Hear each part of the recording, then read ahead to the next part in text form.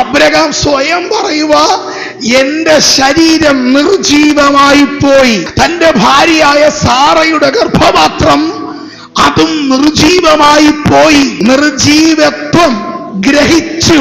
ഒരു പ്രതീക്ഷയുമില്ല.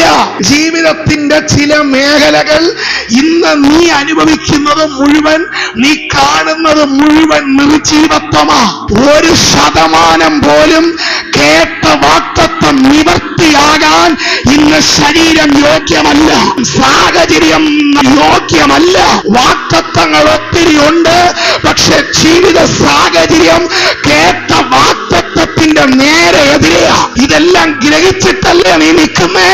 ഇതൊക്കെ കണ്ടിട്ടല്ലേ നീ നിൽക്കുന്നേ? സാഹചര്യമെല്ലാം 100-110% വാഗ്ദത്തത്തിന് വിരോധമായി സാഹചര്യം വളരെ ഇന്ന് നിനക്ക് മോശമായി നിൽക്കുമ്പോ ഇന്ന് രാത്രി കർത്താവ് പറയുന്നു, അബ്രഹാം എന്ത് ചെയ്യുമെന്നറിയോ? ഇതൊക്കെ ഗ്രഹിച്ചിട്ട് വിശ്വാസത്തിൽ താൻ ക്ഷീണിച്ചില്ല.